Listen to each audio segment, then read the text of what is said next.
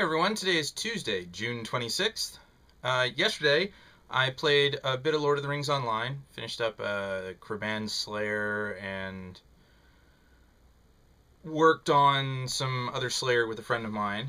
And as I was getting ready to do the half-work Slayer in Eregion, I was talking with a friend of mine on Ventrilo, and he was like, oh, I'm in Star Trek, and I was like, I should probably hop into Star Trek and handle my duty officer stuff. And we got to talking, and so I invested in the Caitian Atrox Carrier. I named it the USS Freya because the Norse goddess Freya drove a chariot that was pulled along by cats. Now, admittedly, they were giant cats, but, you know, cat carrier, yeah. So, I made several mistakes. And I readily admit them. They are easy enough to remedy, it's just going to take me time.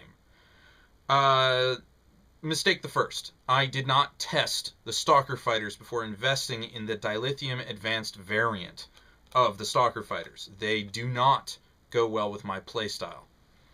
I originally wanted kind of a stealthy carrier, so I went with jam sensors. That is a single target skill, and I consistently forget to use it. Also, I have Photonic Officer. With a 3-minute cooldown, it's severely limited in its usefulness to me. Emergency power to auxiliary is nice. Emergency power to weapons would probably be nicer.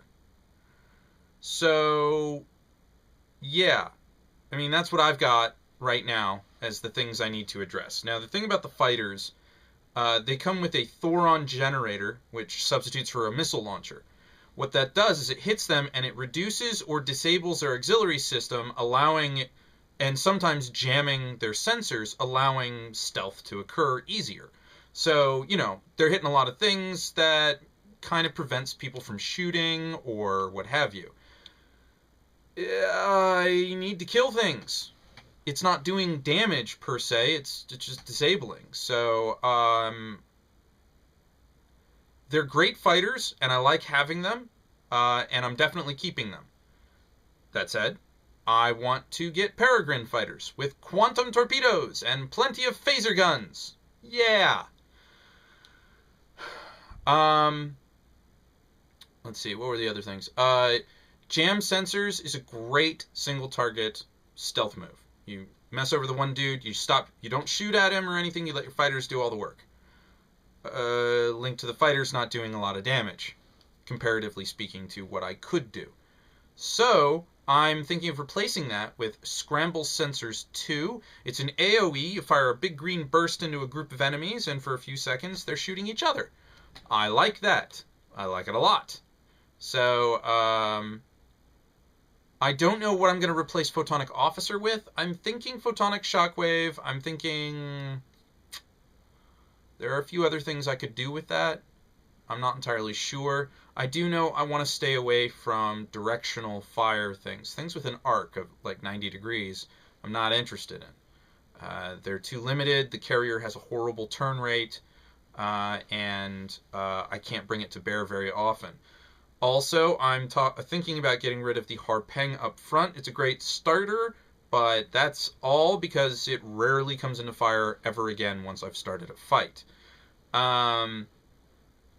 So it may just wind up being a 6th turret. Also, on that front, I need to seriously reconsider how much power I have going towards auxiliary.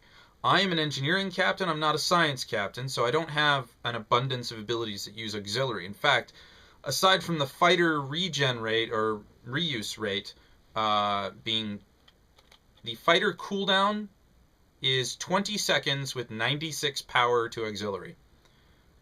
Well, I have 75 in it, but, you know. Its base is 40 seconds. So you can see where this is going. The higher your auxiliary power, the faster you have turnaround on extra fighters. So that's all well and good, and I feel like messing with that a bit. I have 3 engineering consoles on the ship. One of them is giving 3.5 extra power to weapons, and the other 2 are giving a total of 7 power to the auxiliary system. I'm thinking about pulling at least one of those auxiliary consoles off and putting on an EPS flow regulator to increase the transfer rate, the regeneration of power to my weapons system to help compensate for the fact that I'm running 5 turrets. Further, I think I need to pull back a bit on the power for auxiliary. I don't need it at base 75. Maybe base 65 would be okay. And redistribute that power across the board to the other three systems. Shields could probably be at 40. Weapons could probably stay at 50. And engines could probably kick up from where I had them. But, let's see. 50, 40. That leaves me 110 power. I could have 50 in the engines and 60 in auxiliary. I could have 45 in the engines and 65 in auxiliary. I want more power to the engines to give me a better turn rate and better speed. I am not sure about Polarons as the weapon of choice, although I am using the Jem'Hadar set, and I do have 2 Polaron damaging consoles available to me. So there is that. The reason I'm not sure about the Polarons, bear with me here. There are different energy types in the game. You have phasers, and they have a chance to disable a subsystem, weapons, shields, engines, or auxiliary. They have a 2.5% chance to do that for 5 seconds or something. You have disruptors, which have a 2.5% chance of reducing their damage resistance by 10% for 10 seconds or something like that. You have Tetrions, which have a 2.5% chance to do extra damage to all their shields. You have Polarons, which have 2.5% chance to reduce all their power settings by 25. And you have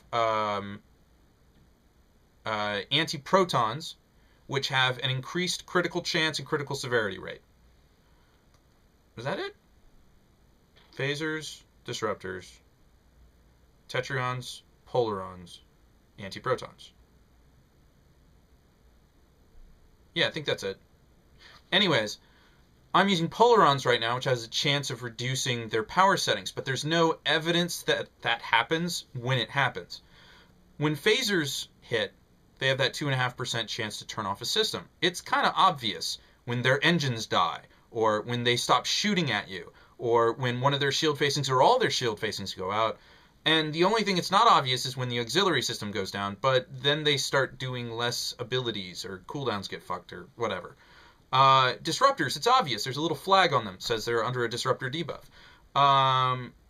Tetrions, their shields melt fast under Tetrions.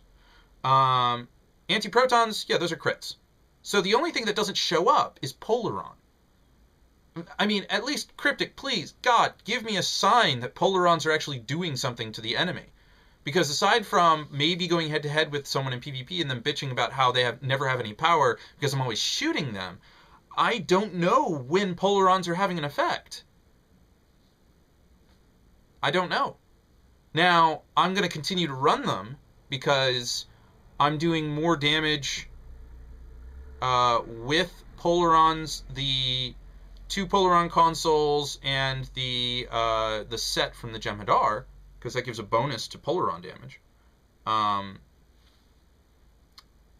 But yeah, it's a bit of a mess. I don't know when they're doing damage, and I'm highly tempted to switch over to phasers, which would precipitate a changing of the deflector array, the shields, and the engines. And I don't necessarily have the resources to do that change right now. In fact, I spent like cash was going out of style yesterday to get components for this vessel. I bought all of the turrets on the auction hall, so some people I made a little bit more wealthier, in the neighborhood of 300 to 400,000 credits per turret, and I bought 5 when I realized that I kept forgetting to use the tractor mines. If you're not using them, there's no point in having them. I mean, really. They're just taking up space. The Harpang I get use out of, but I need something else. So what I could do, I can get another Polaron turret and have 6. The downside there is that I don't have any heavy hitting capabilities, which is where the Peregrine fighters come in. They come with torpedo launchers. So, but that'll cost me 60,500 dilithium for 2 squadrons of advanced Peregrine fighters. So, I don't know. Maybe I'll just shell out energy credits for the baseline fighters and work with those for now, because I'm not prepared to invest that much dilithium. I dropped to 91,000 dilithium yesterday because of what I did. I was at 150. Yeah. So yeah, I was a little stupid, but I'm thinking about it. I'm trying to figure out how best to make the Caitian Carrier work. And I have not forgotten the Iowa. The Iowa is still my pride and joy, and I will always go back to play her. But for now, I'm adding to my personal fleet. So I have the Iowa, I have the Journeyman, which is my Odyssey, and then I have the Freya, which is my carrier. So I have a battleship, I have a big picket ship, and I have a carrier. So yeah, it's an oversized destroyer, the Journeyman. It's an Odyssey with 8 turrets. It's hilarious. It's my joke ship. It's my termite-ridden nunchucks from Soul Calibur. It's my boat oar. It's, the joke weapon. It's fun, though. I really do enjoy it. And it does hold up in red alerts against the Borg. So anyways, enough of my mistakes with the Caitian Carrier. Until next time.